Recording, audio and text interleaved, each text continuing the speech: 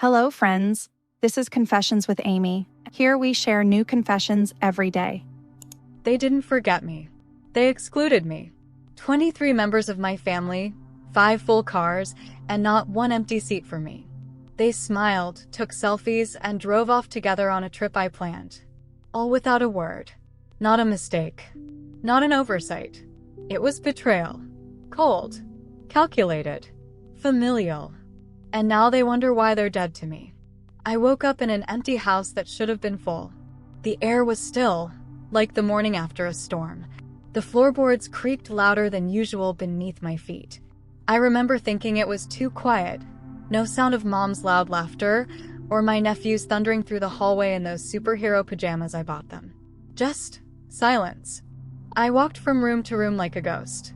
Kitchen, untouched. No breakfast plates. No coffee mugs, not even a crumb on the counter. Garage empty. All 5 cars gone. I thought maybe I was dreaming.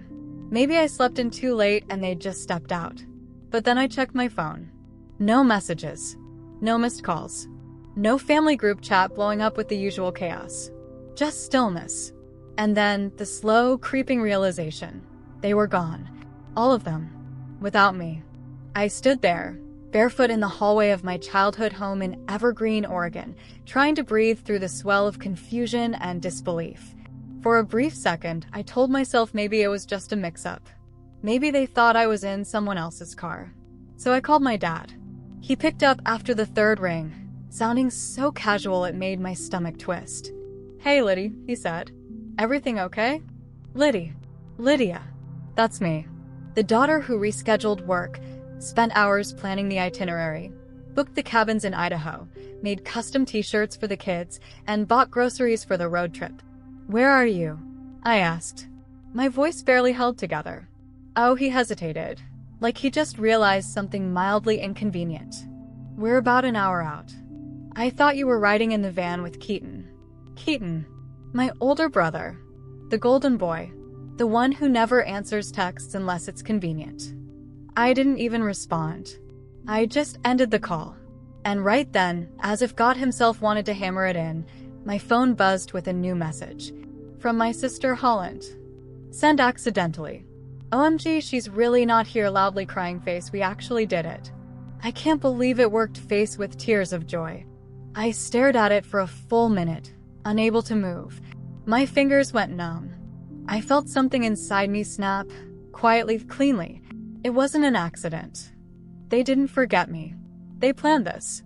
Every cousin, aunt, uncle, every smug smile as we said goodbye the night before. They all knew.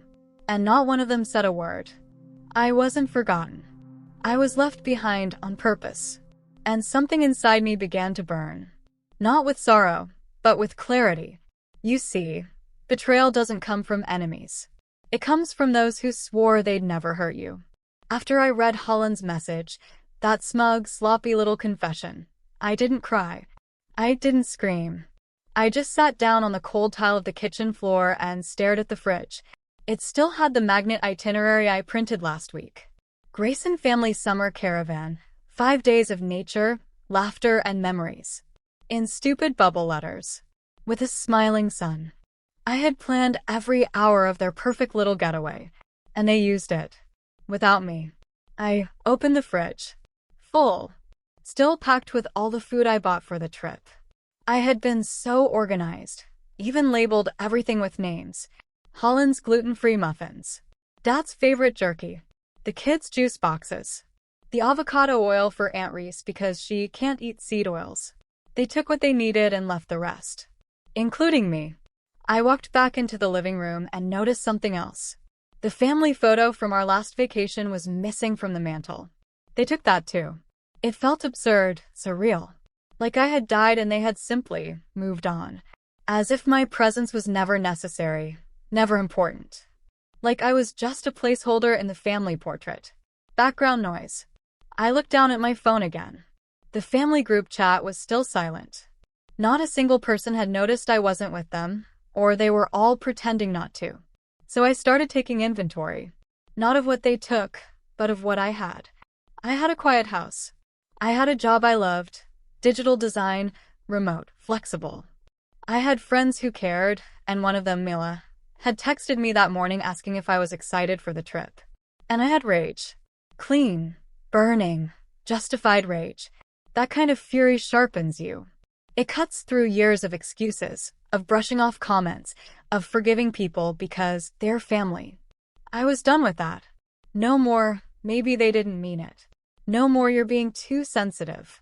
No more protecting people who didn't even pretend to protect me. They left me. So I started leaving them. First, I pulled up the rental confirmation email. The cabins in Coeur d'Alene, my reservation. 4 large cabins reserved under my name, my card, my reward points. I clicked cancel reservation. Next, I opened Venmo. Every contribution they'd sent for the trip refunded. Every dollar. I didn't want their money. I wanted them to sit in tents in the middle of nowhere and wonder why the lake house wasn't ready. Then I opened my contacts list. Dad, Keaton, Holland, Reese, Uncle Vaughn, Aunt Delia. One by one, block. I spared 2 cousins. The youngest. They were only 12 and 13. I'd seen the guilt in their eyes last week. Maybe they didn't know. Or maybe they were just too scared to speak. I left them unblocked. Just in case. By the time the sun began to set, I had packed a bag, lit a candle in the kitchen, the one that always smelled like my grandmother's house, and opened my laptop. There was somewhere else I needed to go. Not to chase them, but to find myself again. Funny thing is, I already knew where that place was. And it wasn't with them. The next morning, I left Evergreen behind. I didn't tell anyone where I was going. Not that anyone was asking. I filled my tank, bought a black coffee and a lemon muffin from a sleepy roadside cafe, and turned my car east, toward the mountains. Toward the only person who had ever made me feel like I mattered just by existing. Grandma Ruth's cabin. It had been almost a year since the funeral, but the pain still pressed against my chest like a weight I'd just learned to live with. She was the only one who had ever seen me, really seen me, not as a second daughter or a babysitter or a backup plan, but as Lydia. Sharp-tongued, tender-hearted, complicated, and completely loved. After she passed, they left her cabin to rot. Said it was too far, too much work, not worth fixing. But not to me. Never to me. They didn't know that before she died, she gave me the key. Pressed it into my hand one morning while everyone else was still asleep. "You're the only one who belongs here, baby girl," she whispered. "This place is yours." I never told them. By the time I turned off the highway and started up the winding gravel road, the sky had shifted from gray to soft blue. Tall pines lined both sides of the path like sentinels, and every bend brought me closer to something real. The cabin sat just where I remembered, quiet, weathered, waiting. The porch steps creaked under my weight, and the key still fit like it was never meant for anyone else. Inside, the air was stale but safe. The living room smelled like old cedar and rose water, and her worn patchwork quilt was still folded at the edge of the couch. Everything felt untouched, like time had slowed for her, waiting for me to return. I dropped my bag, sat in her favorite armchair, and let the silence wrap around me. But this silence wasn't like the one back home. This silence held me. I stayed like that for hours, just breathing. Then I got up, opened every window, swept the floor, and made tea. As I stood in her tiny kitchen, watching steam curl from the mug, I realized something. I didn't miss them. Not a single one of them. What I missed was who I thought they were, a family. But family doesn't leave you behind on purpose. Family doesn't laugh when you're forgotten. Family doesn't celebrate your absence. So I stopped calling them that. They were people I used to love. And now, they were ghosts. I stayed at the cabin for 3 days. I walked the trails behind the ridge, read old letters she'd kept in a box under her bed, and slept more peacefully than I had in years. On the last night, I found her will. She had handwritten it, of course, folded neatly in a sealed envelope tucked inside a cookbook. No lawyers. No drama. Just a name mine. Everything, the cabin, the land, the savings account she never told anyone about, left to me. No one else. And I knew in that moment that she had seen this coming. That she had known what kind of people they really were. That she had been waiting for me to come back. Not just to the cabin, but to myself. I was sitting on the porch swing with a cup of chamomile tea when it came. The breeze was soft that evening, carrying the scent of pine and wild sage. I just started to feel something close to peace when my phone lit up, a notification from an unfamiliar number. I shouldn't have opened it, but I did. Real mature, Lydia. Canceling the cabins and leaving us stranded? Everyone's pissed. We had to figure it out on our own. Grow up. Keaton. No sorry. No, we miss you. Just a tantrum dressed up as righteous anger. I stared at the screen for a long time, not because it hurt, it didn't, not anymore, but because it confirmed what I had feared and hoped in equal measure.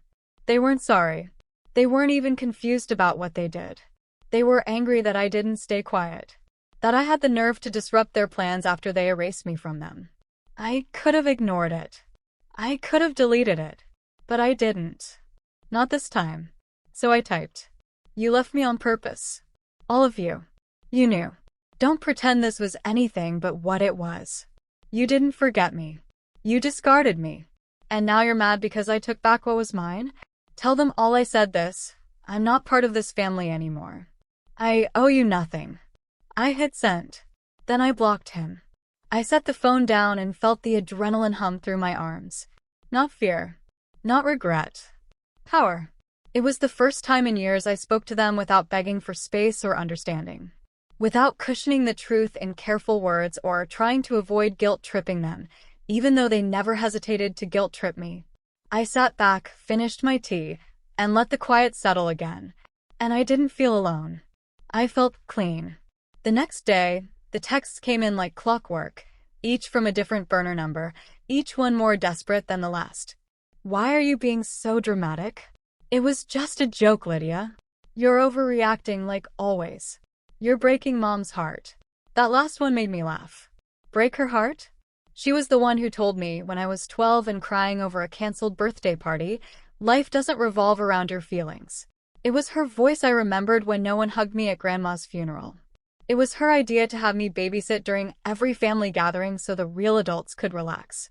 And now they wanted to talk about hearts? I blocked them all, one by one, until my phone was quiet again. And for the first time, it wasn't a threatening quiet.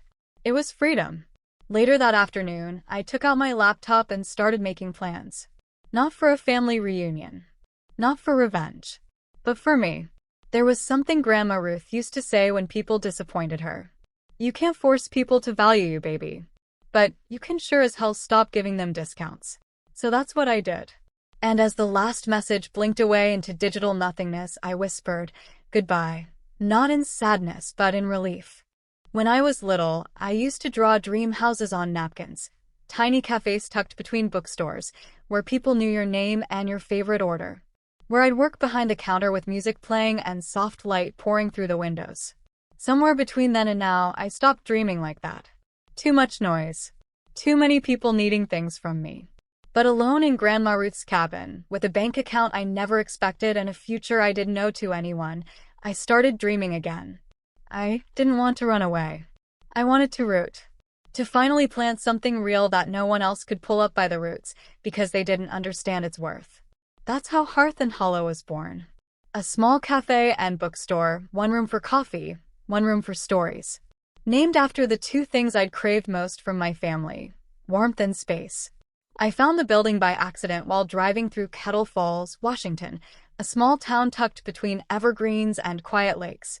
It used to be a pottery shop, with dusty windows and ivy strangling the side. Most people would have walked right past it.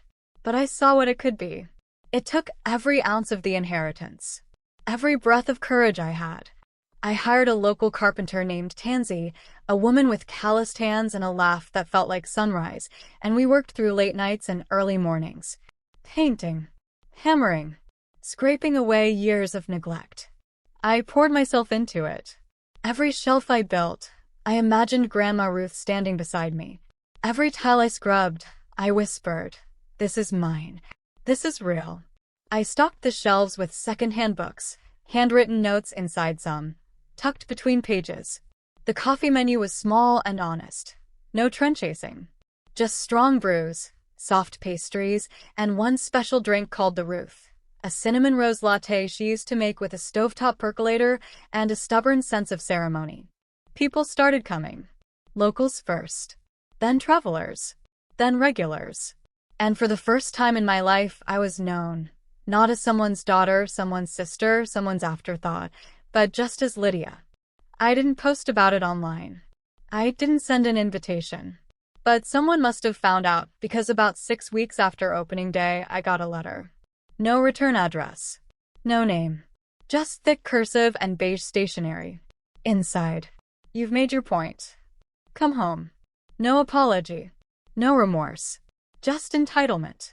They thought my healing was about proving something to them. But it wasn't.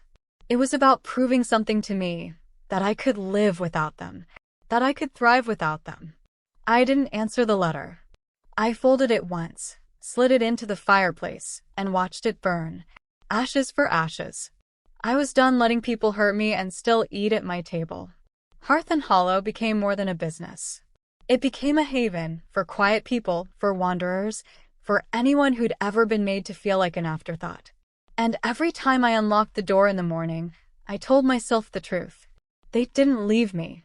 They revealed themselves. And I finally left them. It was a Thursday when he walked in, the kind of day where the sunlight slipped through the window panes just right, turning dust into glitter and steam into gold. I was restocking the herbal teas behind the counter when the bell above the door chimed. I didn't look up right away, but something in the air changed. I felt it before I saw him. Finn, my cousin, Aunt Delia's youngest. 16 when they left me behind. 17 now. Taller, thinner, older in the eyes. And guilty. He walked in slow, like the walls might reject him. He didn't wear the family confidence, the grace and charm that came so naturally to people like Keaton or Holland. He never had. That's probably why I liked him. I met his eyes. He didn't look away. Hey, he said, voice rougher than I remembered. I didn't think you'd really do it. I leaned against the counter, arms folded, bracing myself. Do what? Survive. He looked down, shame blooming on his face. No. I mean, I didn't think you'd really disappear. I raised an eyebrow. Did I disappear? Or did the people I loved drive off without me and laugh about it on the way out of town? He flinched. Good. I needed him to feel that sentence. I knew, he said finally. That night. I heard them talking. Holland said something about how this would finally teach you not to be so dramatic. And Keaton said if you really cared about the family, you'd find a way to catch up. He looked at me again, eyes glassy. I didn't think they'd actually do it. But when I saw your name wasn't on the cabin assignments, I realized they meant it. My throat tightened, not with pain, but something older. Recognition. You didn't say anything. I wanted to, he whispered. I tried. But Dad told me to stay out of grown-up business. And Holland said I was just trying to start drama. I didn't know what to say. I had spent so many nights in that cabin, scrubbing floors and painting walls, telling myself not one of them cared. But here was proof one had. And he was just a scared kid when it happened. I'm sorry, he said. I don't expect you to forgive me. I just needed to see it. To see you, okay? I exhaled slowly, sat down on the stool behind the counter. I am okay, I said. But not because of them. Or even because of you. I'm okay because I stopped waiting for people to rescue me. I did it myself. He nodded, lips tight, like he was holding something heavy in his chest. I'm not like them, he said. I don't want to be. That's good, I said. Then don't be. He hesitated before pulling something from his backpack. A book. One of the ones I'd left at Grandma's. The Secret Garden. My name still scribbled in the corner of the first page in 8-year-old handwriting. I kept this, he said. They were gonna toss it after the funeral. I took it. He set it on the counter and backed away, as if it might burn him. I won't come back unless you say it's okay, he added. I just wanted you to know that someone did notice. Someone missed you. The silence hung between us, thick but not cruel. I picked up the book, turned the page, felt the ghost of my childhood press against my chest. I didn't say it's okay, but I also didn't tell him to leave. He turned toward the door, paused, and said one more thing. They said you'd come back eventually. I smiled without warmth. Then I guess it's good I didn't. He left. And I stood there, holding that old paperback like it was a passport to a life I'd already left behind. He wasn't them. But he came from them. And I wasn't sure yet if I had room in this new life for any shadows of the old one. But maybe, just maybe, a door cracked an inch could still be called closed. 1 year later, on the same date they left me behind, I opened my cafe early. The morning fog curled around the windows like memory. I stood at the front door of Hearth and Hollow, keys in hand, heart steady, not bitter, not broken, just still. I had built something beautiful, something alive, not from spite, though there had been plenty of that at first, but from the quiet knowledge that I had always been enough. They just refused to see it. People told me I was brave, strong, resilient. They didn't know I used to cry into my pillow so softly it wouldn't wake anyone. They didn't see me sitting alone at Grandma's grave, asking her if she thought I mattered. They didn't watch me delete every contact one by one, shaking from the weight of letting go. They saw the version of me I fought to become. And I never gave them the unhealed version. That girl, the one they left behind, she wasn't weak. She was the reason I survived. Around noon, while I was organizing the poetry shelf, the bell chimed again. A young woman, early 20s maybe, stood just inside the door, clutching her coat to her chest. Her eyes were wide, lost, the way mine once were. "Hi," she said, her voice barely above a whisper. "Do you all have time?" I nodded, stepping out from behind the counter. "For coffee." She hesitated. "For people like me." She didn't explain. She didn't have to. I recognized the tremble in her voice, the way she scanned the room like someone who didn't believe she was allowed to take up space. She had a backpack that looked too heavy, a phone she didn't look at, and a silence that wasn't natural. It had been forced into her. I led her to the sunniest table and made her a cup of the Ruth, placing a biscotti beside it without asking. We sat for a while, not talking. After a minute, she reached into her bag and pulled out a letter. Folded once. Familiar beige stationery. No return address. My chest went cold. She slid it across the table. "I think they used to know your family," she said. "The letter said if I ever ended up like her, I should come find you." I opened it with steady hands. Inside, a single line. "Let her feel what you felt.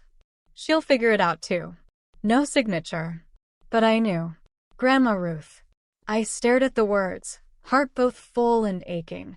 She knew. Even from the grave, she was still reaching, still saving girls like me, still choosing me to be the one who turned pain into passage. I looked back at the girl, who hadn't touched her coffee yet. "You're not alone," I said. "And you're not crazy. They want you to think you're the problem. That's how they keep their hands clean." Her eyes welled up. "I thought it was just me." "It never is," I whispered. "But sometimes, you have to leave the whole world you know to realize that." She nodded, then took her first sip. That night, I sat by the fireplace with a journal on my lap. I didn't write about them. Not anymore. I wrote about me. About joy. Peace. The scent of cardamom in the morning. About laughing at a customer's terrible pun. About the moment I watched that girl finally smile. I had thought the story was about being left behind. But really, it was about the fire I walked through and the warmth I built on the other side. I didn't need revenge. I didn't need reconciliation. I had something better. A life. Mine.